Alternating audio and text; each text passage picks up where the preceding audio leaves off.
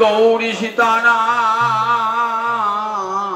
प्रेमानंदे अगवारे हरि हरि बोलो निताई गौरी सीतानाथ प्रेमानंदे अगवार हरि हरि बोलो निताई गौरी सीतानाथ प्रेमानंदे अगवार हरि हरि बोलो जय राधा दामोदर जय राधा दामोदर जय राधा दामोदर जय राधा दामोदर जय वेत भक्तबिंदेर चरण आमार कोटि कोटि दंडवत प्रणिपात हरिद्वारे ब्रह्मकुंडेर तीरे 7 दिन व्यापी हरिकथामृत परिवेशन करছেন आजन्म माया मुक्त व्यासनंदन सुखदेव आसन्न मृत्यु महाराज परीक्षित श्रोता अगणित राजर्षि ब्रह्मर्षि देवर्षि सन्यासी ज्योति ब्रह्मचारी हरिद्वारे ब्रह्मकुंडेर तट आलोकित करे बसे आছেন आबार आमादेर मतन कत विषयासक्त नर नारीও बसे आছেন সেই हरिकथार सभाय सुखदेव मौनी सुखदेव आज हरिकथाय मुखर हয়েছেন हरिद्वारे ब्रह्मकुंडेर तीरे कथा बोलें ना आज हरिद्वारे ब्रह्मकुंडेर तीरे 7 दिन व्यापी हरिकथाय मुखर 24टी घंटा 7 दिन प्रतिदिन 24टी घंटा करे एक मुहूर्त बिरति नाई हरिकथा बोले चलेছেন अगणित छात्रीबृंद शुने चलेছেন से हरिकथा आहार निद्रा सब परित्याग करे सुखदेव बोलते बोलते संबिधार हो जाच्छे समाधिमग्न हो जाच्छे वासुदेवे भगवती निमग्न हृदय अब्रवीत भगवान श्री गोविंदेर लीला सागरे डूबे जाच्छे अनेकक्षण आर कथा बोलते पारछेन ना महाराज परीक्षित भाबछेन हयतो मुनिवर भाबछेन आमरा दीर्घक्षण बसे बसे कथा शुनछि हयतो आमादेर क्षुधा पेयेछे तृष्णा पेयेछे ताई बोधहय मुनिवर कथाय कथार बिरति दिच्छेन महाराज परीक्षित भाबछेन एकटा मुहूर्त यदि नष्ट हये जाय आमार तो हाथे 7 दिन पुঁজি 7 दिनेर पर तो आर कृष्ण कथा शुनते पाबो ना 7 दिनेर मध्य यदि एकटा मुहूर्त नष्ट हये जाय आमार बड़ अपचय हয়ে 7 दिन आमार काछे महामूल्यवान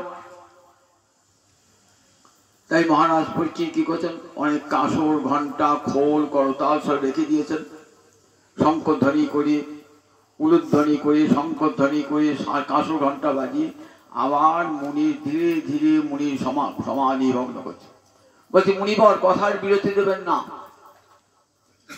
आमादेर क्षुधा तृष्णा सब दूर হয়ে গেছে हरिकथा एमनितेই मधुर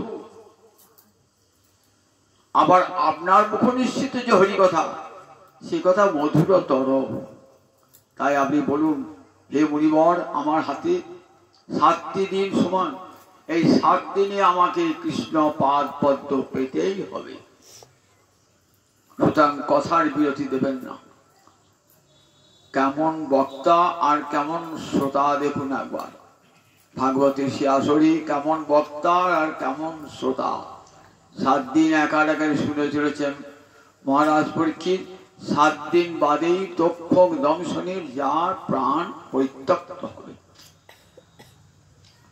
बोलছেন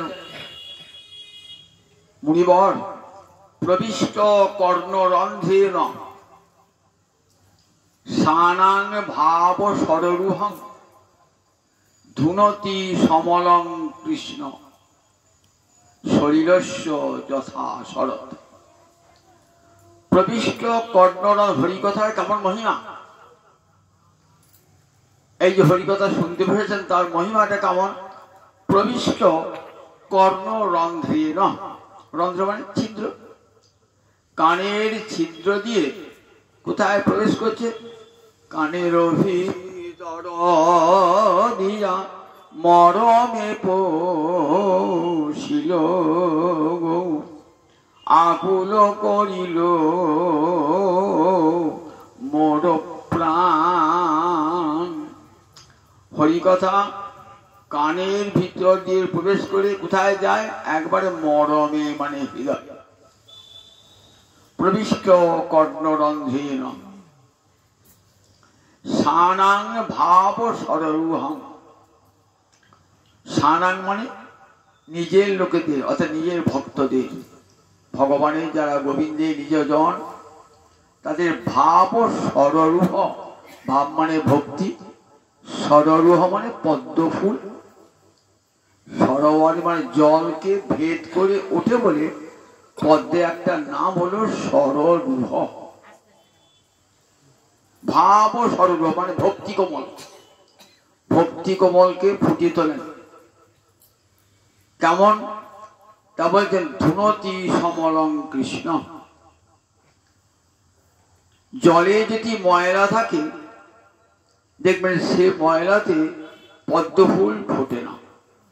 পদ্ম ফুল ফোটে কোথায় দেখবেন, স্বচ্ছ শরীরে, যেখানে জলে এতটুকু ময়লা নাই সেই জলেতেই পদ্ম ফুল ফোটে।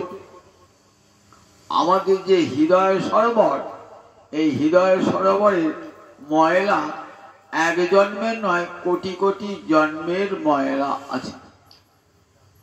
তা সেখানে ভক্তি কোমল ফুটবে কেমন করে।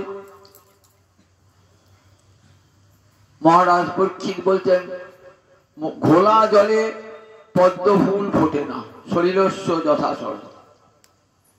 শরীরস্য শরৎকালে জল কেমন, আর ঘোলা থাকে না, স্বচ্ছ হয়ে যায় সব ময়লা, তখন দেখবেন সরোবরে পদ্ম ফুল ফুটেছে। যখন ঘোলা জল আমরা বাড়ি এনে পুকুরে দেখবেন সেখানে পদ্ম ফুল ফোটে না। তাহলে ভক্তি কোমল ফুটবে কোথায়, এই হৃদয় সরোবরে ফুটবে।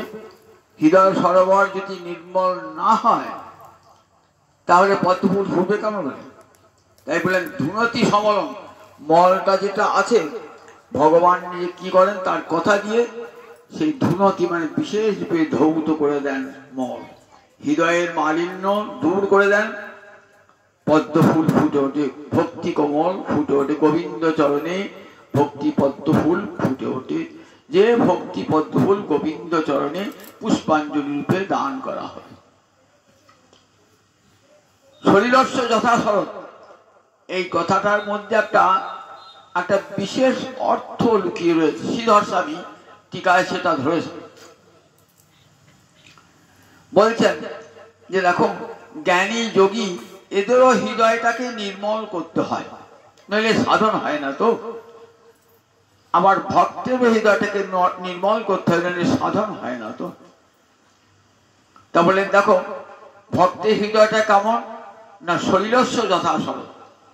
শরৎকালে জল যেমন স্বচ্ছ, তেমনি হরিকথা তার হৃদয়টা সব মল দূর করে স্বচ্ছ করে দেয়। কিন্তু জ্ঞানী আর যোগী বলেন ময়লা থেকে যায়। কিরকম বলতেন, আপনি বর্ষাকালে যদি গঙ্গা জল নিয়ে আসুন দেখবেন জলটা কি ঘোলা, 10 দিন 15 দিন রেখে দেন যেন কত ময়লা নিচে নেমে গেছে। একটু নড়িয়ে দেন, আবার দেখবেন তলাকার ময়লাটা উঠে গেছে, নড়িয়ে দিবেন। কিন্তু শরৎকাল নেকড়া দেখবেন এতটুকু ময়লা থাকে না। বলেন জ্ঞানী যোগীর হৃদয়টা কেমন পরিষ্কার হয়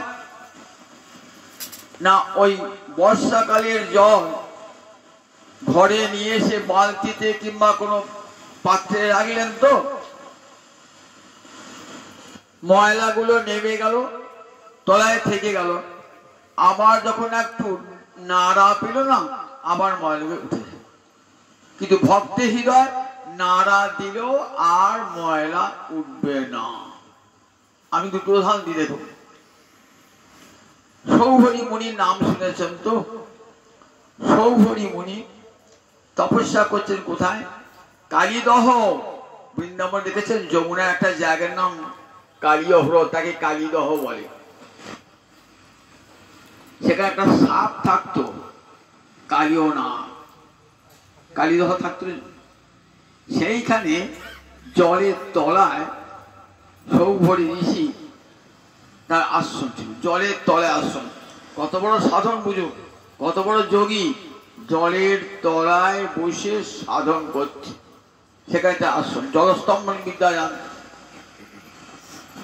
নিজের সংসার, স্ত্রী, পুত্র সব পরিত্যাগ করে জলের তলায় বসে জ্ঞানী যোগী সৌভরী মুনি তপস্যা করছে, নিজের সংসার ছেড়ে দিয়েছে। তাহলে হৃদয়ের সব মালিন্য তো দূর হয়ে গেছে। দেখুন, দেখছেন ওই জলে একটা মৎস্য আর একটা স্ত্রী মৎস্য দুজন একসঙ্গে ঘুরে বেড়াচ্ছে। দেখার সঙ্গে সঙ্গে মনটা চঞ্চল হয়ে উঠল। নিজের স্ত্রীকে ফেলেছেন, নিজের পুত্রকে ফেলেছেন, কিন্তু মৎস্যী একসঙ্গে বিহার করছে। এইটা দেখার সঙ্গে সঙ্গে মুনির মনে বিকার দেখা দিল। জল থেকে উঠেলেন, তখন মানধাতার রাজত্বকাল। মানধাতার 50টি কন্যা, সুন্দরী কন্যা রয়েছে। মানধাতাকে গিয়ে বলছেন যে আমি তোমার কন্যাদের বিবাহ, তোমার একটি কন্যাকে বিবাহ করতে চাই। মানধাতা ভাবছেন এই তো যোগী, একবার হাড় গোটা বেরিয়ে গেছে, কত বয়স হয়েছে তার ঠিক নাই, আমার সব সুন্দরী কন্যারা কি বিয়ে করবে না? কিন্তু আমি যদি বলি বিয়ে করবে না, এখনই তো অভিশাপ দেবেন। বললেন হে যোগীবর, আমার কন্যারা যদি আপনাকে বিবাহ করে আমার কোনো আপত্তি নাই, আপনি কন্যাদের কাছে আবেদন জানান। চলো তোমার মেয়েদের কাছে নিয়েছো। মেয়েদের কাছে নিয়ে গেলেন। মেয়েরা তো ওই যোগীকে দেখেই হেসে খুন। দেখো তো একটা বুড়ো ঘাটের মরা, সে বিয়ে করতে আমার কে হোক হেসে। ও আমার রূপ নেই বলে হাসছো তো? দেখবে আমি যোগ বলে কেমন নবীন যুবক হতে পারি। সত্যি যোগ বলে নবীন যুবক হলেন। তখন এত সুন্দর রূপ ধারণ করেছেন, যোগী তো পারতেন যোগের ফলে। তখন 50টা কন্যাই বলছে আমি তোমাকে বরমাল্য দেবো, আমি তোমাকে বরমাল্য দেবো। 50টা কন্যাকেই বিবাহ করলেন। মানধাতার কন্যারা বলছেন যে দেখো আমরা কিন্তু জলের তলায় থাকবো না, দেখছি তোমার বাবার কেমন অট্টালিকা, এরকম অট্টালিকা, এরকম বড় দালান বাড়ি চাই। বলেন তোমার বাবা তো একটা দালান বাড়ি করেছে, তোমাদের 50টা কন্যার জন্য 50টা দালান বাড়ি আমি করবো, এক ভর্তি করবো। 50টা দালান বাড়ি করলেন। 50 জনের সঙ্গে বিলাসে মাতোয়ার হলেন। প্রত্যেক গর্ভে 10টি করে সন্তান, 500 সন্তান জড়িয়ে গেল সংসারে। দেখুন যোগজ্ঞানের কেমন ফলটা দেখুন। ময়লা ছিল তলায়, নাড়া দিতেই ময়লা উঠে পড়ল, ময়লা উঠে পড়ল। তাহলে যোগের বা জ্ঞানের দ্বারা যে হৃদয় কতক্ষণ নির্মল হয় দেখুন। একটু ময়লা থেকেই যায় যদি কোনো প্রকারে, এমনি দেখবেন দেখবেন গীতায় বলা আছে যোগী যোগভ্রষ্ট হয়, জ্ঞানী জ্ঞানভ্রষ্ট হয়, কিন্তু ভক্ত কখনো ভক্তি ভ্রষ্ট হয় না, হয় না, হয়। উদাহরণ দেখবেন হরিদাস ঠাকুর, একটা খুব কাছের উদাহরণ। হরিদাস ঠাকুর, গৌরলীলার উদাহরণ। হরিদাস ঠাকুর নবীন যুবক, দেখতে খুব সুন্দর হরিদাস। কোথায়? বেনাপোলের জঙ্গলে বসে হরিনাম করছেন। বেনাপোলে জঙ্গলে বসে হরে কৃষ্ণ কৃষ্ণ কৃষ্ণ হরে হরে, হরে রাম রাম রাম হরে হরে। এই হরিনামের বিরতি নাই। কত লোক নির্জনে থাকেন যাতে কেউ এসে আমাকে প্রণাম না করে, কেউ আমার সে প্রশংসা না করে, আমার খ্যাতি প্রতিপত্তি বৃদ্ধি প্রাপ্ত না হয়। কারণ ওগুলি থাকলে পরে কি হয়, যশ গৌরব থাকলে ভজন হয় না, পতন এনে দেয়। ভক্তের যদি যশ গৌরব নিতে না চায় না, তাহলে কি হয়, ভক্তের পতন হয়ে যায়। তাই ভক্ত থাকতে নির্জনে, কেউ যেন আমাকে জানতে না পারে, আমার ভজনের বিঘ্ন না ঘটায়। তাই গ্রাম ছেড়ে শহর ছেড়ে কোথায় এসছেন, একবারে বেনাপোলের জঙ্গলে, যেখানে বাঘ সিংহ হাতি থাকে, সেইখানে একটা কুড়ে করে হরিদাস দিনরাত হরিনাম করে। কিন্তু বনে যদি ফুল ফোটে, তার গন্ধে ভ্রমর ঠিক সন্ধান পেয়ে যায়, ভ্রমর ছুটে যায়, আপনার আমি খবর দিতে হয় না। হরিদাস এসেছেন জেনে কত ভক্ত যাচ্ছেন দূর থেকে হরিদাসকে প্রণাম জানাচ্ছে, লক্ষ লক্ষ লোক যান আর হরিদাসের নাম করেন। আহা, এমন সাধু, এক মুহূর্ত কথার বিরতি নাই, মনে হয় যে কান পাতলে হরিনাম শোনা যায়। রামচন্দ্র খাঁ জমিদার, তার হিংসা হলো, গাত্রদাহ হতে লাগলো যে আমি জমিদার, আমার এত নাম নাই, আর হরিদাস একটা ন্যাংটা ফকির, তার এত নাম, কি করে তার চরিত্র হনন করা যায়, একটা উপায় আবিষ্কার করে। যুবক বয়স, নির্জন বনে থাকেন, অন্ধকার রাত্রি, নির্জন রাত্রি বেড়াতে পাঠিয়ে দিলেন সুন্দরী গণিকা। তার রাজ্যে অনেক সুন্দরী গণিকা আছে, ডেকে বলেন, দেখ হরিদাসের চরিত্র যদি হত্যা করতে, চরিত্রকে হনন করতে পারিস, তাহলে তোদের আমি বিরাট পুরস্কার দেব। একজন লোক কহিলা বলে, একজন গণিকা বললে, আমি হরিদাসের চরিত্র, আমাকে 3 দিন সময় দেন, 3 দিনের মধ্যে হরিদাসের মনকে আমি বিকল করে দেবো, পারবে তো? হ্যাঁ। দেখতে খুব সুন্দরী লোক কহিলা, সুন্দর সেজে গুজে গিয়ে না হরিদাসের সামনে নৃত্য করতে আরম্ভ করছে নানান ভঙ্গিতে।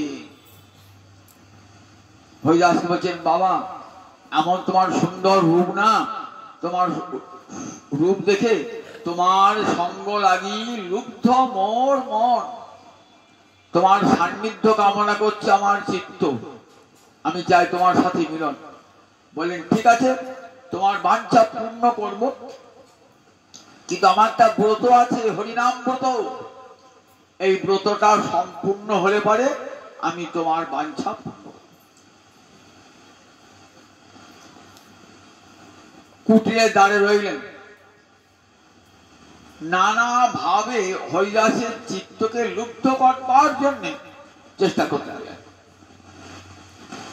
হরিদাস কিন্তু তার দিকে না তাকিয়ে কেবল হরে কৃষ্ণ কৃষ্ণ কৃষ্ণ হরে হরে, হরে রাম রাম রাম হরে হরে। যখন নাম করেন, নাম করতে করতে কি হয়, হৃদয়ে নামী হৃদয় হয়ে যায়। নামীর ভুবন মোহন রূপ, গোবিন্দের ভুবন মোহন রূপ দর্শন করে সাধক, আর বাইরেই তাকায় না। গোবিন্দ রূপে যে আকৃষ্ট, সে কি আর অন্যদিকে মন দেয়? একবারে যেই হ্যাঁ সে রাখিবি রাতে নারে, একবারে যেই হ্যাঁ সে রাখিবি রাতে নারে। নাম করতে করতে যখন প্রেমের উদয় হয় না, তখন প্রেমে যদি কৃষ্ণ দর্শন হয় না, তাহলে আর জগতের কোন রূপের দিকে চাইতে ইচ্ছা হবে না। গোপীরা কৃষ্ণ ছাড়া আর জগতের কোন রূপ দেখতেন, আর কোন রূপ তারা দেখেন না। তারা মেঘের দিকে তাকালো, কাকে দেখতেন? কৃষ্ণকে দর্শন করতেন। আমি কালারো ভরমে জল দে নাহেনি, আমি নবীন মেঘের দিকে তাকালে পারি মনে হয় কৃষ্ণকে দেখছি। আমি চাই নবীন মেঘের পানে আমার তুয়া বধূ পরে মনে, আমি চাই নবীন মেঘের পানে তুয়া বধূ পরে মনে। আমি এলাইলে কেশো নাহি বাঁধি, আমি রন্ধনশালাতে যাই, তোমা মধুরি গুণ গাই, ধোঁয়ার ছলনা করি কানি। আমি যখন নবীন মেঘের পানে চাই, মনে পড়ে যায় ওই নবীন মেঘের বরণ আমার শ্যাম সুন্দর প্রাণনাথ, মনে পড়ে যায়, চেয়ে থাকি নবীন মেঘের দিকে, আর অন্য কোনো দিকে আমার নয়ন যায় না। এলাইলে কেশো নাহি বাঁধি, ওই চুলের বরণ কালো, কালো কৃষ্ণকে মনে পড়ে যায়। রন্ধনশালাতে যাই, তোমার নাম মনে পড়ে যায়, তোমাকে মনে পড়ে যায়, আর আমার চোখে জল আসে। সাধকের এই অবস্থা, সিদ্ধি দশায় সাধকের এই অবস্থা হয়ে যায়। হরিদাস ঠাকুর হৃদয় মাঝে দেখছেন, গোবিন্দকে দর্শন করছেন। লক্ষ্য হীরার শতরূপ ঠাকুর না কেন, লক্ষ্য হীরা দিকে নয়ন দিতে পারেন। একটা রাত কেটে গেল, চলে গেলেন। পরের দিন আবার, কাল তোমার বাঞ্ছা পূর্ণ করলে, আজ তোমার বাঞ্ছা পূর্ণ হবে। আবার হরে কৃষ্ণ কৃষ্ণ কৃষ্ণ হরে হরে, হরে রাম রাম রাম হরে হরে। নামের তো একটা শক্তি আছে। আমি যত বড় নাস্তিক হন না কেন, যত বড় দুষ্ট হন না কেন, নামে এত শক্তি না। অতি বড় পাষণ্ডী, তার মুখ হরিনাম বেরিয়ে আসে। জগাই মাধের মতন পাষণ্ডী বোঝার জগতে ছিল না। বৃন্দাবন দাস ঠাকুর বলছেন, লক্ষ কায়স্থ যদি লক্ষ যুগ ভরে তাদের পাপের হিসাব করে, তবু শেষ পাবে না জগাই মাধের কত পাপ। সেই জগাই মাধায় নামের প্রভাবে কেমন পরিবর্তিত হলো আমরা দেখেছেন তো গৌরীলায়। লক্ষ্য এত সামান্য কুচ্ছা। লক্ষ্য হীরা দ্বিতীয় দিনের রাত্রিতে লক্ষ্মীর মুখ দিয়ে হরিনাম 12 অস্ফুট স্বরে হরে কৃষ্ণ হরে কৃষ্ণ। মনটা পরিবর্তন হয়ে গেছে, নাম ভিতরে ঢুকেছে তো, কানের ভিতর দিয়ে মরে প্রবেশ করেছে। তারপরের দিন এসেছেন, আবার নাম শুনছেন। নাম শুনতে শুনতে শুনতে দুনয়নে জলধারা। নাম যখন শেষ প্রায়, তখন হরিদাসের চরণে পড়েছেন। হরিদাসের চরণে পড়ে বলেছেন, আমি মহা হতভাগিনী, আমি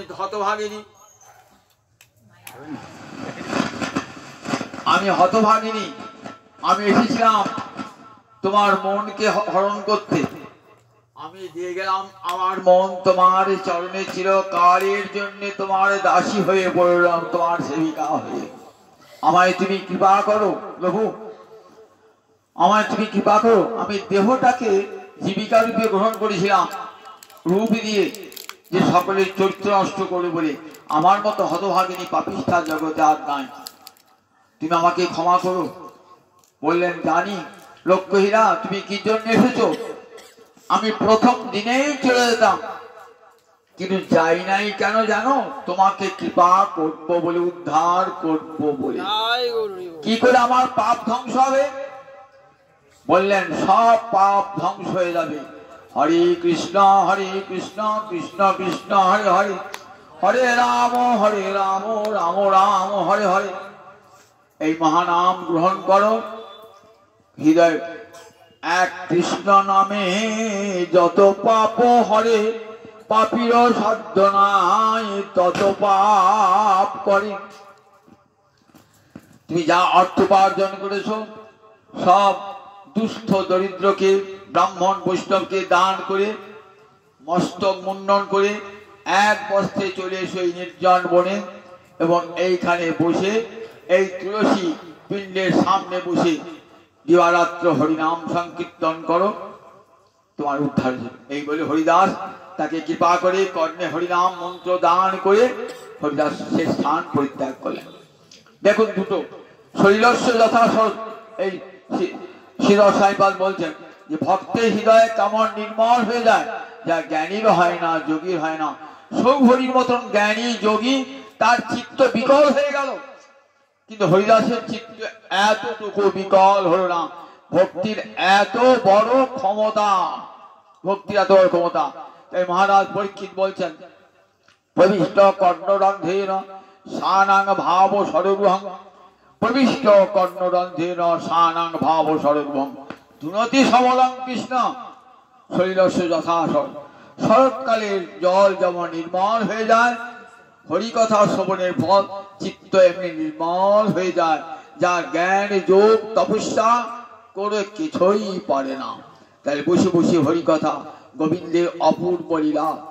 সত্যব্রত মুনি 8টা শ্লোকে স্তব করেছেন। 3 নম্বর শ্লোকে বলছেন, ইতিদৃক সলীলাভীর আনন্দ কুণ্ডে সঘোষং নিমজ্জন্তম আখ্যাপয়ন্তম তদীয় ঈশিতজ্ঞেষু ভক্তি জিদত্তম। কি ঘোষণা করছেন? ওই দামবাধা গোপাল, মা যশোদা গোপালকে বেঁধেছেন, দধি ভাণ্ড ভেঙেছেন বলে কি অপূর্ব লীলা শোনালেন সুখদেব হরিদ্বারে ব্রহ্মকুণ্ডের তীরে। মুনি ঋষিগণ সব হতবাক যে ভগবান যাকে ধরা যায় না, ছোঁয়া যায় না, আর একটা গোয়ালিনী তাকে ধরা তো বটেই, তাকে বেঁধে রেখে দিলেন নিজের অঙ্গনে, উদখলের সঙ্গে বেঁধে রেখে দিলেন। আবার ওই বন্ধনগ্রস্ত অবস্থাতে মুক্তি দান করলেন কুবেরের 2 পুত্র নল আর কুবেরকে, যারা যমজ অর্জুন বৃক্ষ হয়ে নন্দ মহারাজার অঙ্গনে শোভা পাচ্ছিল। যমলার্জুন ভঞ্জন শুনেছেন তো? নল কুবের আর মণিগ্রীব এই 2 জন কুবেরের পুত্র। বাবার পয়সা আছে তো, রূপ আছে, আবার স্বর্গের কুশাধ্যক্ষতার পিতা, কত অহংকার, কত দর্প। টাকা পয়সা থাকলে মানুষের অহংকার হয় না, আবার তার যে রূপ যদি থাকে, আবার উচ্চকুলে যেটি জন্মান, সবটাই অহংকারের কারণ। উচ্চকুলে জন্ম, মেলা টাকা পয়সা, আবার সুন্দর রূপ, সবটাই তো অহংকারের কথা। একেবারে নারদকে গ্রাহ্য নয়, অঙ্গে বসনহীন হয়ে নৃত্য করছে অপসরগণের সঙ্গে। নারদ শাপ দিলেন, ভক্তের শাপ তো, ভক্তের অভিশাপ মঙ্গলজনক, কল্যাণ। ইচ্ছা করে নরকে যেতে পারতেন তো, নরকে নয়, বলেন নিরিন্দ্রিয় বৃক্ষ হয়ে জন্মাবে তোমরা। এমন সুন্দর দুর্লভ দেবদেহ পেলে, এমন সুন্দর চক্ষু কর্ণ নাসিকা, এমন ইন্দ্রিয় পেলে কৃষ্ণ ভজন করলে না দেহটা দিয়ে। এইবার ইন্দ্রিয়হীন বৃক্ষ জন্ম প্রাপ্ত হও। কোথায়? নন্দ মহারাজার অঙ্গনে। দেব পরিমাণে শতবর্ষ পরে ভগবান শ্রীহরি অঙ্গস্পর্শে তোমাদের মুক্তি হবে। তাহলে এটা অভিশাপ না আশীর্বাদ? কত বড় আশীর্বাদ বলুন দেখি। যেখানে উদ্ধব চেয়েছেন তৃণগুল্মলতা হতে, সৃষ্টিকর্তা ব্রহ্মা চেয়েছেন যে বৃন্দাবনের প্রান্ত দেশে যেখানে অন্তজ শ্রেণীরা বাস করে তাদের দুয়ার একটা প্রস্তর খণ্ড করে প্রভু। সেই বৃন্দাবনে কোথায়? আবার নন্দ মহারাজা অঙ্গনে, যা গোবিন্দের বাল্যলীলা চোখে দর্শন করবে যমজ অর্জুন বৃক্ষ। যমরাজ মানে মূল একটা, কাণ্ড দুটো। যমরাজ যমজ হয়ে জন্মেছেন, বৃক্ষ হয়ে জন্মেছেন, এরা কুবেরের পুত্র। সেই কুবেরের পুত্র তাদের উদ্ধার করলেন বাধা অবস্থাতে, বন্ধনযুক্ত অবস্থায়। সেই বন্ধন খুললেন কে? খুললেন প্রেমের বন্ধন। প্রেমিক ছাড়া খুলতে পারবেন না। মা আমার বাৎসল্য রসের প্রেমিকা কি করলেন? খুলে দিলেন, বন্ধন করলেন। আর বাৎসল্য রসের প্রেমিককে পিতানন্দ। পিতানন্দ ছাড়া মা বেঁধেছেন, খুলবেন কে? অন্য কেউ খুলতে পারবেন না। খুললেন এসে নন্দ মহারাজ। নন্দ মহারাজের দেখো যশোদার কাণ্ড দেখো, ছেলেটাকে সারাদিন খেতে দেয় নাই, বেঁধে রেখে দিয়েছে। আদর করে কোলে নিয়ে বন্ধনটা খুলে দিলেন। সুখদেব দেখো মহারাজ, বৃন্দাবনে কি অপূর্ব লীলা। ইতিদৃক সলীলাভি আনন্দ কুণ্ডে। আনন্দ কুণ্ডে, আনন্দ সরোবর, কুণ্ড মানে সরোবর। সমস্ত ব্রজবাসীগণ কি আনন্দে মাতিয়ে রেখেছে গোপাল। এমন সুন্দর বাল্যলীলা। মায়েরা প্রতিদিন নিজেদের কাজ তাড়াতাড়ি সেরে ছুটে চলে আসে কেন? একবার গোপালকে দেখবো, একবার মায়ের গোপালকে দেখবো বলে মা যশোদা মায়ের গোপালকে দেখবো বলে ছুটে আসে। তাতে তো নয়ন মন হরণ করেছে, যেদিন জন্মিয়েছেন পোষ্যতাং নয়ন মানস চৌর। চোর তো ঠাকুর জন্ম থেকে চুরি শিখেছে, নয়ন মন চুরি করে নিয়েছে কাদের? সমস্ত ব্রজের মায়েদের নয়ন মন চুরি করে, সমস্ত ব্রজবাসীদের নয়ন মন চুরি করেছে। নিজের ছেলে রয়েছে কিন্তু নিজের ছেলেকে আনন্দ পান না, ছুটে আসেন গোপালকে দেখবার জন্য, নন্দদুলালকে দর্শন করবার জন্য। এসে কি করে? নাড়ু নিয়ে আসেন। গোপাল একবার নাচবে? এই দেখো আঁচল থেকে দেখা নাড়ু, তোমাকে নাড়ু দেবো। গোপাল নাচতে আরম্ভ করেন, নাড়ু পাবার লোক। দেখুন, যে যার নামেতে ব্রহ্মা নাচে, শিব নাচে, আর নাচে ইন্দ্র। যার নামেতে যিনি জগৎকে নাচান, আর তাকে নাচাচ্ছে কে? ব্রজের মায়েরা নাচাচ্ছে। বুঝুন একবার, ব্রজবাসীর একাবার। যিনি জগৎকে নাচান, ব্রহ্মা নাচছে, ইন্দ্র নাচছে, বরুণ নাচছে, যার নামেতে, যার প্রেমেতে। আর সেই গোপাল নাচছে একটা নাড়ুর লোভে। লক্ষ্মীপতি নারায়ণ একটা নাড়ু খাবার লোভে নাচছে। আঁচল থেকে আবার খুঁজে, নাড়ু খাবি গোপাল? এই দেখ নাচ একবার। এই গোপাল ওটি নিয়ে আয় না, এটা নিয়ে আয় না, সেটা নিয়ে না, নিয়ে আসছে গোপাল। কত গোপালকে একবার দেখবার জন্য, আর এত সুন্দর সুন্দর অপূর্ব লীলা গোপালের দর্শন করছেন তো। আর ওই কচি মুখের কথাগুলো শুনবার জন্যে মায়েদের ঘুম হয় না। এমনি করে ব্রজের মায়েদের কৃপা করেছেন বৃন্দাবনে, ব্রাহ্মণ পদিগণকে কৃপা করেছেন। আবার নিজ যারা পুলিন্দ ব্যাধ সবর, তাদেরও কৃপা করেছেন। সুখদেবা শোনাচ্ছেন, দেখো ওই বৃন্দাবনে যারা নিজ জাতি হয়ে রয়েছে, অন্তজ জাতি হয়ে রয়েছে, পুলিন্দ ব্যাধ সবর, গোবিন্দের কৃপা সইনি সকলকেই কৃপা করবার জন্য। তখন গোপালের 3 বছর 3.5 বয়স। উঠানে ধাল মেলা আছে, রাজভবনে পাড়তে যাচ্ছে একটা ফল বিক্রয় নিয়ে, মাথায় এক ঝুড়ি ফল নিয়ে। কিনিহি ফলানি হো, হাঁটতে যাচ্ছে। কে ফল কিনবে গো, কে ফল কিনবে গো? কিনিহি ফলানি হো, আমার ফল কিনবে, ফল কিনবে, হাঁটতে হাঁটতে যাচ্ছে। এক ঝাঁকা ফল নিয়ে যাচ্ছে। রবটা গোপালের কানে পৌঁছিয়েছে। তখন সব বন্ধু বান্ধব কেউ আসে না। গোপাল কি করবে? মা তো বাড়ি বাইরে বের দেবেন না, গোপালকে কড়া নজর সব রেখে দিয়েছে। এত দৃষ্টি চঞ্চল ছেলে, বেঁধেছিলেন তো কদিন আগে। গোপাল ভয়ে ভয়ে থাকে, আবার যদি মা বাঁধে। মা ঠিক কাজে যখন ঘরের মধ্যে ঢুকেছে না, খিড়কির পথ দিয়ে গোপাল টুকটুক করে এসেছে, এসে রাস্তার ধারে দাঁড়িয়েছে। কিনিহি ফলানি, ফল কিনবে, ফল কিনবে, এসে দাঁড়িয়েছে। আমাকে ফল দেবে? এত সুন্দর ছেলে, কার ছেলে? তাকিয়ে আছেন ফলওয়ারি, তাকিয়ে আছেন ফলওয়ারি। এত সুন্দর ছেলে বাবা দেখলে তো নয়ন ফোরানো যায় না। ফলটা নামিয়েছে, এসো ফল দেবো। তা ফল তো আমি শুধু শুধুই না, ফল তো কিছু পয়সা দিতে হয়, দাম দিতে হয়। ফলের দাম দাও। দাম দেবে? এই বলে কি দাম দেবে, কি দাম দেবে? বাড়িতে অনেক ধান মেলা আছে তো, 2 হাতে করে 1 খাবল ধান নিয়ে আসে। ছোট ছেলে তো, ধান তো সব পড়েই গেল, এই ফাঁকে 2-1টা রেগে আছে ধানে। কই গো তোমার ধান কই? কই পয়সা কই? আচ্ছা তুমি আমাকে দাম চাইছো কেন? আমাকে তো ব্রজের মায়েরা সব না জানো, এমনিতে আমাকে ননি দেয়, মাখন দেয়, কই দাম নেয় না তো। তুমি আমার দাম চাইছো কেন? তুমি দাম চাইছো কেন? বলছি আমি তো বিক্রি করে, ফল বিক্রি করে খাই, দাম আমাকে দাম দাও। বলো তুমি তাদেরকে মা বলে ডাকো তো, সে তোমাকে দেয়।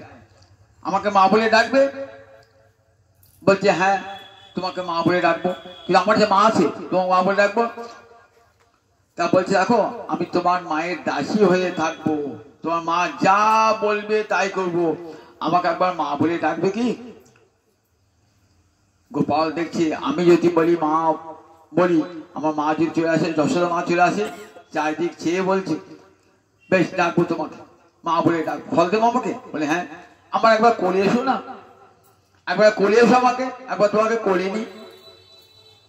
ভাবছি আমাকে নিয়ে পালায়, মা যদি বলে বাইরের লোকের কাছে যাবি না, ভয়ে ভয়ে গোপাল এসেছে, আর ফলওয়ালি কোলে জড়িয়ে ধরেছে, জড়িয়ে ধরে ভগবানের অঙ্গ স্পর্শে কেমন শরীর মন কেমন হয় বলুন একবার, ভগবানের অঙ্গ স্পর্শে। ছোট্ট গোপাল, 3 বছরের গোপাল, সেই গোপালকে দেখছেন আর দু নয়নে জলধারা বার হয়েছে। এমন গোপালকে কোলে নিয়ে ফলওয়ারির দু নয়নে জলধারা। গোপাল একবার মা বল আমাকে, আমি তোর মায়ের দাসী হয়ে থাকবো, তোর মা যা বলবে আমি তাই করব। বেশ তোমাকে মা বললাম, আমাকে ফল দাও। বলছে ফল তো দেবই, তুই আমাকে অনেকক্ষণ ধরে জড়িয়ে আছেন, ছাড়তে আর গোপালকে মনে হচ্ছে না। যাও এখন আমার মা খোঁজ করবে, বাবা খোঁজ করবে, এখনই বাবা বকবে, মা বকবে, জানো আমাকে বেঁধে রেখেছো কদিন আগে, জানো তো, আবার দুষ্টুমি করলে আবার বেঁধে রেখে দেবে, আমাকে ছেড়ে দাও। ধীরে ধীরে কোল থেকে নামালেন, নামাতে মন হচ্ছে না, কোল থেকে নামালেন। দাম দেবে কি, সব তো পড়ে গেছে, সব তো ধানগুলি হাত থেকে পড়ে গেছে, 2-1টি ধান লেগে আছে, সেটি পড়লো। কোথায় পড়লো? ওই ঝুড়িতে পড়লো। এই না, সব ফল নিয়ে যাও। গোটা ঝাঁকা শুদ্ধ সব ফল গোপালকে দিয়ে দিল। গোপাল একটা একটা করে ফল নিয়ে যাচ্ছে, মা যশোদার অঙ্গ নিয়ে যাচ্ছে, একটা একটু ফল নিয়ে যাচ্ছে। এবার ফলওয়ালি ওই গোপালের দিকে আর আসতে মনে হচ্ছে না, গোপালের দিকে তাকাচ্ছে, মনটি আর মনটা মনে হচ্ছে গোপালের কাছেই থাকি, গোপালের কাছেই থাকি। ঝাঁকাটি নিয়ে আবার আসি, ফাঁকা হয়ে গেছে ঝাঁকা। বললেন দেখো সুখদেব, দেখো মহারাজ দুটো শ্লোকে মাত্র বর্ণনা করেছেন। দেখো অচ্যুত যিনি ভক্তের হৃদয় হতে কোনদিন চ্যুত হন না, যিনি সর্বফলপ্রদ, তিনি আজ ফলার্থী ধান্যবাদায় যজৌ সর্বফলপ্রদ। সুখদেব দেখো যিনি সকলকে ফল দান করেন, জগৎকে, আর সেই ভগবান ফলার্থী হয়ে আর ধান্য আদায়, গোটা কয়েক ধান নিয়ে সর্বফলপ্রদ ওই ফল বিক্রয়ের কাছে হাত পেতেছে, আমাকে ফল দাও বলে। ভগবান চাইছেন ভক্তের কাছে কি চান? আমাকে ভালোবাসা দাও, বিনিময়ে আমি তোমাকে সর্বস্ব দান করব। ভগবান ভক্তির কাঙাল, ভক্তি ভোকা সব ভগবান। ভগবান কি চান? ভক্তের প্রেমে বসীভূত, আর কিছু চান না জগতে। পত্রং পুষ্পং ফলমিত জমে ভক্তা প্রযচ্ছতি তদহং ভক্তুপেতম অস্নামি প্রযতাত্মন। পত্র পুষ্প ফল জল যে আমাকে দেয় ভক্তি ভরে, আমি সেই ভক্তের দেওয়া পত্র পুষ্প ফল জল পরমাদরে গ্রহণ করি, আমি ভোজন করি। আর অভক্ত যদি দেয় আমি তার দিকে আমার ফিরেও চাই না। দুর্যোধন আমার ক্ষুধা পেয়েছে, কৌরব সভায় যখন গেছি মীমাংসা করবার জন্যে, অনেক বেলা হয়ে গেল, মীমাংসা করতে করতে মীমাংসা তো হলো না। আমাকে দুর্যোধন বলছে বন্ধু খেয়ে যাও আমাদের বাড়িতে। বলে না না, আমার ক্ষুধা পায় না। কিসে ক্ষুধা পেয়েছে? খেলেন না, দুর্যোধনের গৃহে গেলেন না, কারণ দুর্যোধন অহংকারী। অহংকার দেখাবার জন্য ভগবানকে সোনার থালে নানাবিধ অন্ন ব্যঞ্জনাদি দান করবেন, ভগবান গ্রহণ করবেন না। দেখাচ্ছেন বিষয়ীর অন্ন খাইলে মলিন হয় মন, মলিন চিত্তেতে না হয় শ্রীকৃষ্ণ শরণ। কখনো অহংকারী ধনী ব্যক্তির গৃহে অন্ন ভোজন করো না, করলে চিত্ত মলিন হয়ে যাবে। মহাপ্রভুকে এতবার ডাকছেন রাজা প্রতাপরুদ্র, বলছে না না, অথচ রাজা ভক্ত, কিন্তু রাজা নামটাই তো তার মলিন করে দিয়েছে। আমি যদি যাই লোকে বলবে দেখো গৌরহরি সন্ন্যাস নিয়ে রাজানুগ্রহ পেতে চলেছে, লোকে আমাকে ছিচিকার করবে। আমি কখনোই, রাজা যতই ভক্ত হোক, আমি কখনোই রাজবাড়িতে পদার্পণ করব না। যার নাই মহাপ্রভু। দেখো যত রাজা পরম রাজাকে জিজ্ঞাসা, অহংকারীও নন, উদ্ধত নন, পরম হরিভক্ত ইন্দ্রদুম্ন রাজা, তিনি প্রতাপযুক্ত হয়েছেন। মহাপ্রভু জান নাই জগৎকে শিক্ষা দান করবার জন্য কখনো ধনীর কাছে যেও না, ধনীর গৃহে যেও না। দেখবেন ভাগবত একটা উপাখ্যান হচ্ছে পৃথুরাজের উপাখ্যান। সেখানে বলছেন পৃথুরাজা যে দেখো ধনীর গৃহটা কেমন জানো, বেলালয় দ্রুম, বেল মানে সর্প, আলয় মানে কোটর, বলছে সাপের কোটর যুক্ত বৃক্ষ, দ্রুম মানে বৃক্ষ। আপনি গ্রীষ্মকালের দিনে যাচ্ছেন তো পথ হাঁটতে হাঁটতে আপনার খুব ক্লান্তি এসেছে, একটা বট গাছ দেখেছেন, ভাবছেন বট গাছের তলায় একটু শুয়েছেন, বট গাছের তলায় দেখছেন বাবা কোটর থেকে একটা ভয়ঙ্কর গৌর সাপ বেরিয়ে আসে। তো দরকার নেই বাবা, রোদে হাঁটবো সেও ভালো, আমার বটের ছায়া দরকার নেই। বলে ঠিক এইরকম ধনীর গৃহে ওরকম বিষয় সর্প আছে, তোমাকে গ্রাস করবে, কখনো বিষয়ের অন্ন গ্রহণ করবে না, বিষয় গৃহে যাবে না, তাহলে হরিভক্তি থাকবে না। তাই বিষয় গৃহে যা নিষিদ্ধ, বিষয় গৃহে, তাই বিষয় অন্ন খাইলে মলিন হয় মন। বা দুর্যোধনের গৃহে ভগবান গেলেন না, দুর্যোধন কোথায় গেলেন, বিদুরের কুড়ে ঘরে। বিদুর তখন রাজ অট্টালিকা পরিত্যাগ করে কোথায় গিয়েছেন, একটা দূরে একটা কুড়ে ঘরে থাকেন বিদুর। বলেন যে রাজপ্রাসাদে পাপ ঢুকে গেছে দুর্যোধনের মতন, সেই পাপ গৃহে আমি আর থাকবো না, ভিক্ষা করে খাবো, তথাপি আর রাজ অনুগ্রহ নেব না। বিদুর থাকতে সেখানে গিয়ে ভগবান বিদুরের গৃহে খুদ মাখা অন্ন খেলেন, তথাপি দুর্যোধন ভোগ খান নাই। তাই ভগবান কি চান, ভক্তিভুকা ভগবান, পত্র পুষ্প ফল জল। আর ভগবানের কাছে কোনো বিচার নাই, ও নিজ ফলওয়ারি, ও কি যাত্রা ঠিক নাই তা নয়, ভগবান কিন্তু ভগবানের কারণ কোনো বিচার নাই। ভগবান বলেছেন দেখো জাতি বর্ণ কুল, শ্রীকৃষ্ণ ভজে নাহি জাতি কুলাদি বিচার, যে ভজে সেই বড় অভক্ত হিংসা। চৈতন্য চৈতামৃত কবিরাজ গোস্বামী বাবা বলেছেন শ্রীকৃষ্ণ ভজনে জাতির বিচার নাই, বংশের বিচার নাই, যে ভজে সেই বড়। প্রেমানন্দ একটি পদ আছে, এ মহান কি করে বরণ কুল, যে কুলে জন্ম হোক না কেন কেবল ভক্তি মূল। এমন কি করে বর্ণ কুল, বর্ণ মানে বর্ণ, উচ্চ বর্ণে জন্মিয়ে কি হবে, উচ্চ বংশে জন্মিয়ে কি হবে, যদি হরি ভজন না করে। এমন কি করে বর্ণ কুল, যে কুলে জন্ম হোক না কেন কেবল ভক্তি মূল। আমার কর্মফলের জন্য আমার যে কুলে জন্ম হয় হোক না কোনো আপত্তি নয়, আমার যেন কৃষ্ণ পদে মতি থাকে। আমার কপিকুলে জন্মি বীর হনুমান, শ্রীরাম ভক্ত রাজ। বানর কুলে জন্মেছে হনুমান, মানুষ নন, দেবতা নন। আপনি মানুষে প্রণাম জানাচ্ছেন হনুমানকে, রাম মন্দির ঢোকবার আগে হনুমানকে প্রণাম করছেন, হনুমান চালিশা ঘরে ঘরে পড়ছেন, হনুমানকে প্রণাম করছেন, হনুমান জয়ন্তী পালন করছেন। কপিকুলে জন্মি বীর হনুমান, শ্রীরাম ভক্তরা। রাক্ষস হইয়া বিভীষণ বৈশে ঈশ্বর সভার মাঝ। রাক্ষস হইয়া বিভীষণ বৈশে ঈশ্বর সভার মাঝ। অযোধ্যা যখন ফিরে আসছেন লঙ্কা থেকে, বিমানে আসছেন, রথে করে আসছেন, পুষ্পক রথে আসছেন, নিয়ে আসছেন বিভীষণকে, নিয়ে আসছেন। বিভীষণ সাহায্য করেছিল না, সব হনুমানকে বানরকে নিয়ে আসছেন, সুগ্রীবকে নিয়ে আসছেন বিমানে চাপিয়ে। রাম লক্ষ্মণ ভগবান তার পাশেই বসে আছেন বিভীষণ।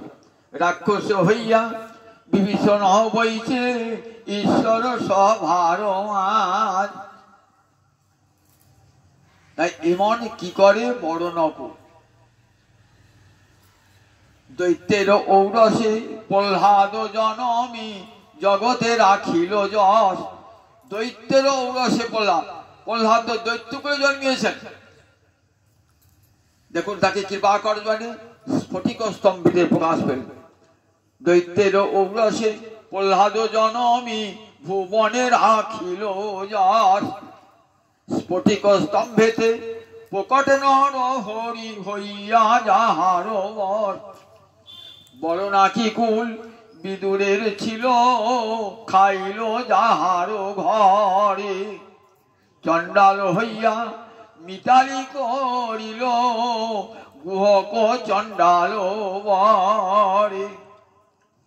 গুহক চণ্ডাল রামচন্দ্রের সঙ্গে মিতালি করেছে, বন্দিত্ব করেছে। তাহলে ভগবান কি জাতি বিচার করেন নাকি, কুলের বিচার করেন নাকি?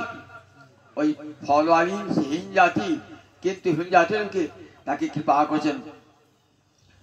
যখন যাচ্ছে না ফলে ঝাঁকাটা, ফল তো নাই, ঝাঁকা তো খালি। বনবাসে গিয়ে দেখছে বাবরে ঝাঁকাটা তো ভারী লাগছে কেন, কিছু সব ফল তো গোপালকে দিয়ে দিয়েছি, তাই ঝাঁকাটা এত ভারী লাগছে কেন? ঝাঁকাটা নামে এসে দেখছেন সোনা দানা হিরে জহরতে ভর্তি। কাঁদছে, আমি কি তাই চেয়েছি তোমার কাছে? আমি ফল বিক্রয় নিয়ে আপন স্বভাবে তোমার কাছে দাম চেয়েছি প্রভু, তুমি আমাকে এমনি করে ফাঁকি দেবে গোপাল? আমি গোপাল তোমাকে ফাঁকি দেবে? আমি কিচ্ছু চাই না, এই ফেলে দিলাম ঝুড়ি শুদ্ধ সোনা দানা হিরে জহরত। তোমার চরণ যেন আমি যুগ যুগ ধরে ভজন করি, আমি তোমাকে ছাড়া আর কিছুই চাই না। সব ফেলে দিলাম, আমার কিচ্ছু চাই না। ওই তোমার সুন্দর মুখখানা আমার হৃদয় মাঝে ফুটে উঠুক, আমি আর কিচ্ছু চাই না। নয়ন জলে ভাসতে ভাস চলে গেলেন। চলে গেলেন, কি গতি পেলেন সেটা শুনতে বলেন নাই, কিন্তু অনুমান করতে এতটুকু বাধা নাই। পুতনা রাক্ষসী হয়ে গোবিন্দকে বিষ খাইয়েছিল, তো শুনেছেন স্যার কাহিনী তো আপনার সনবিন্দে। তার কি গতি হয়েছিল বলুন তো? গোলকে ধাত্রী গতি ধাইমা। তাহলে বিষ খাইয়ে যদি ধাইমা হওয়া যায় গোলকে, তাহলে আদর করে ফল খাইয়ে কি গতি হবে একবার চিন্তা করুন। একবারে গোবিন্দের সাক্ষাৎ কিবা প্রাপ্ত হয়েছেন, গোবিন্দ সান্নিধ্য সে লাভ করেছেন। বিষ খাইয়ে যদি অমৃত পাওয়া যায়, তাহলে আদর করে ফল খাওয়ালে কিনা লাভ হবে? জগৎকে দেখাল, দেখো ভগবান এমনি করে চান। আজ কৃপা করছেন ফলওয়ালিকে, ভগবান চান, কিন্তু আমরা ভগবানকে চাই না। ভগবানের কাছে কি চাই? ধন জন চাই, ভগবানকে চাই না। ফলওয়ালি সর্বস্ব দিয়ে ভগবান কি চেয়েছেন? রবীন্দ্রনাথ একটা কবিতা আছে, কবিতাটার নাম কৃপণ কবিতা, খেয়া কাব্যের কবিতা কৃপণ। সেখানে দেখছেন একটা ভিখারি গান গাইতে গাইতে রাস্তা দিয়ে যাচ্ছে, হরিনাম করতে করে যাচ্ছে। যে যে গ্রামের পথে যাচ্ছেন তো দেখছে একটা সোনার রথ। ভাবছেন গায়ে আবার সোনার রথ কি করে? তাহলে নিশ্চয় রাজা আসে। সোনার রথে কে যাবে? রাজা ছাড়া কেউ যাবে না, তাহলে নিশ্চয় রাজা আসে। হরি হরি, আজ আমার কি সৌভাগ্য, রাজ দর্শন হবে, ভগবত দর্শন হবে। আজ আমার সুদিন, রাজা আসছে, দুপাশে হিরে মণি মুক্তা ছড়াতে ছড়াতে আসবে। আমার থলে ভর্তি আর আমার ভিক্ষাই করতে হবে। খুব ভালো দিনে বেরিয়েছিলাম আজকে, কার মুখ থেকে বেরিয়েছিলাম, খুব ভালো দিনে। দাঁড়িয়ে আছেন পথের পাশে, রথটা ধীরে ধীরে ধীরে এলো। রাজা বসে আছেন রথের উপরে। রাজা রথ থেকে ধীরে ধীরে নামলেন। ভাবলেন বুঝে আমার কিছু দেবার জন্য আসছে। ও বাবা, এসে দেখছেন বিপরীত, রাজা এসে হাত পেতেছে। ভাবছেন ঠাট্টা করছে আমার সঙ্গে, আমি ভিখিরি, আমার থলিতে দুটি চাল আছে, ভিক্ষে করার চাল, আর কি দেবো? ভাবছেন মজা করছেন আমার সঙ্গে, অনেক হাতটা তুলছেন না। তখন একটা চালের দানা ওই ভিখারির, রাজ ভিখারির হাতে দিলেন। রাজা আবার রথে চড়ে চলে গেলেন। ভাবলেন কিছুই তো পেলাম না, ভেবেছিলাম দিকটা ভালো যাবে, কত হিরে, রাজা আসছেন যখন দুপাশে হিরে মণি মুক্তা ছড়া ছড়া যাবে। ও বাবা, আমার কাছে চাইলেন ভিক্ষা। ফিরে গিয়ে সন্ধ্যাবেলায় পুড়ে ঘরে চাল ডাল যা পেয়েছেন না উবুড় করেছেন। দেখছি একটা সোনার দানা, সোনার দানা, একটা চালের দানা দিয়েছেন বিনিময়ে একটা সোনার দানা পেয়েছেন। তখন হাউ হাউ করে কাঁদছেন, দিলাম যা রাজ ভিখারি দিয়ে, স্বর্ণ হয়ে এলো ফিরে। একটা চালের দানা দিলাম, সোনার দানা হয়ে ফিরে এলো। যদি সর্বস্ব দিতাম, জীবনটা আমার স্বর্ণময় হয়ে যেত।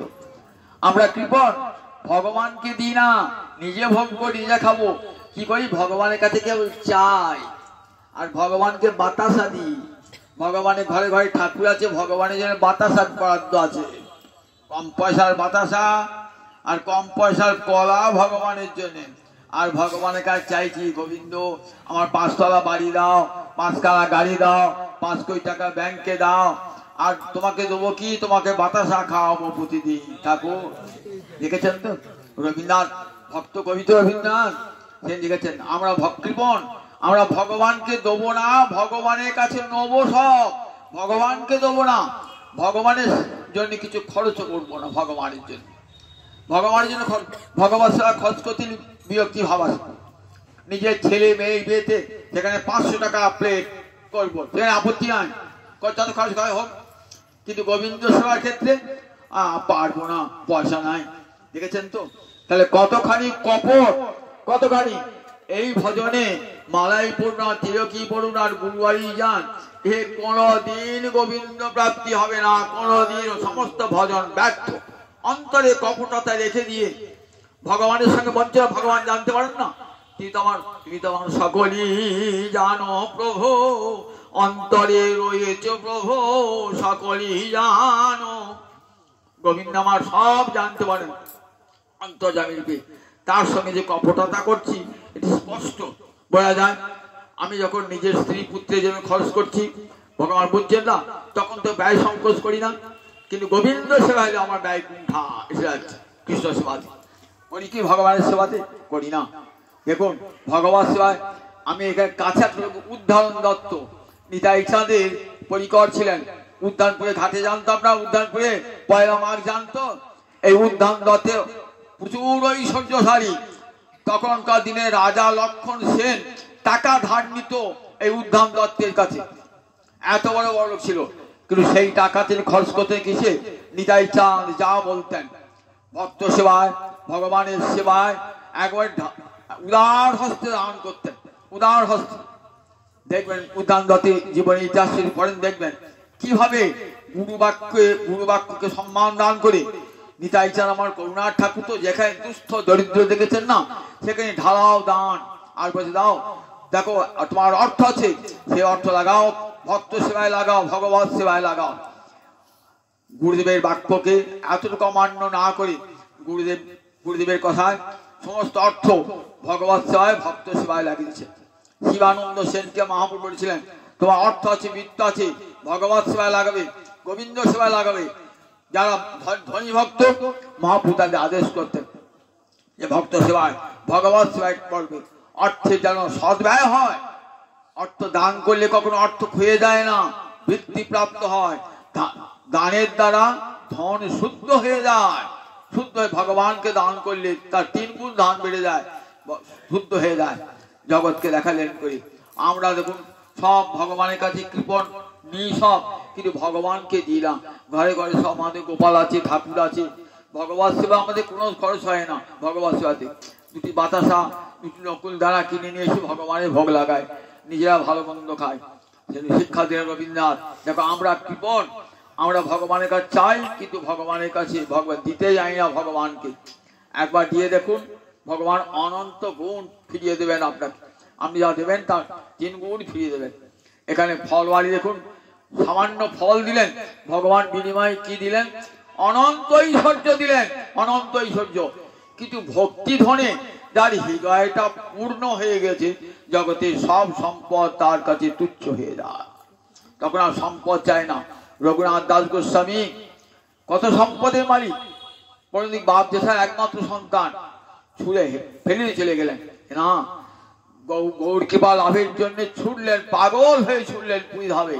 রূপ সনাতন রাজার ছেলে, কর্ণাটকের রাজবাড়ির ছেলে রূপ সনাতন, সোনার টাকায় মাইনে পেতেন, কাগজে মুদ্রায় নয়, সোনার টাকায়। কাগজের টাকা যদি বলে চলবে না কাল থেকে, বাস ফেলে দেবেন রাস্তা থেকে। আর সোনার টাকা ফেলে দেবেন, চিরদিন চলবে। সেই সোনার টাকায় মাইনে পেতেন রূপ সনাতন, সেই সব দিলেন দরিদ্র দুস্থগণকে হেলায় ফেলে দিয়ে চলে গেলেন। ঠিকই বৃন্দাবনীকে মাধুকরী করছে। কেমন ভজন দেখেছেন? যে পালকি ছাড়া চলতো না যে সনাতন, সেই সনাতন পায়ে হেঁটে হেঁটে পায়ে ফসকা পড়েছে, হাতে যেটুকু থলে পর্যন্ত নাই, পাত্র নাই, মাধুকরী করছেন বৃন্দাবনে গিয়ে। মাধুকরী লালা কাঁদির লালা বাবু গিয়েছেন তো, সব রাজ ঐশ্বর্য ফেলে দিয়ে বৃন্দাবনে গিয়ে মাধুকরী করছে। মাধুকরী করছে, সব বাড়িতে যান, পোশাকটা আছে, গুরুর কাছে দীক্ষা দিয়ে গেল না, দীক্ষা হবে না।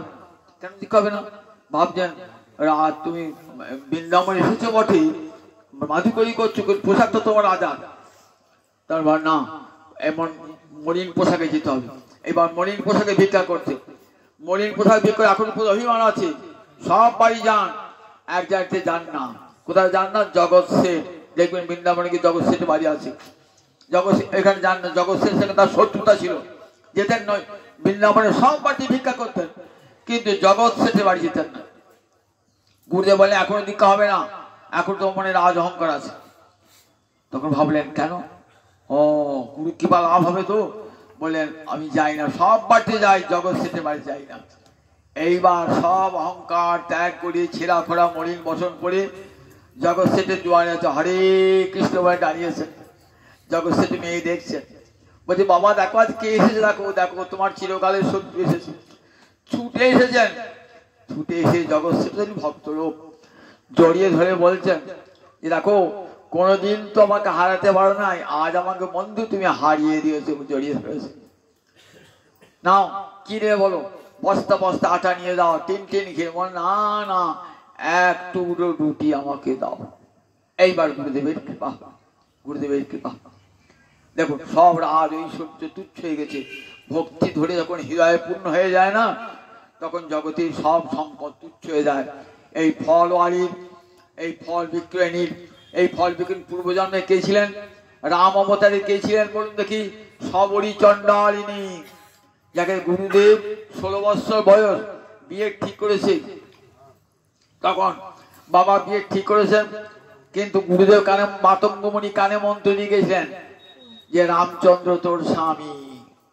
এই কানে গুরুদেবের কথাটি না মনে ছিল, রামচন্দ্র যখন আমার স্বামী, তখন আমি আর কাউকে গলায় মালা দেবো না রামচন্দ্র ছাড়া। বাড়ি ত্যাগ করে চলে গেলেন কোথায়?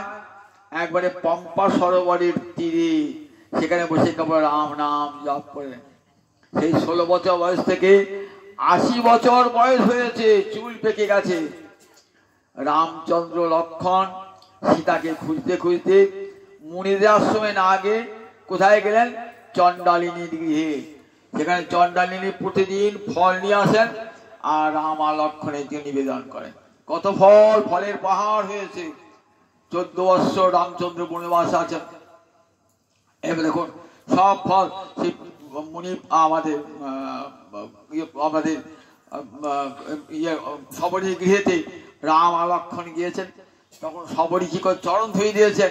চরণ ধুয়ে নিজের চুল দিয়ে ওই রাম লক্ষণের চরণ মুছিয়ে দিয়েছেন। উত্তম আসনে বসেছেন, উত্তম আসনে বসে সুন্দর ফল এনে রামচন্দ্রকে দিয়েছেন। রাম লক্ষণ সেই ফল ভক্ষণ করেছেন।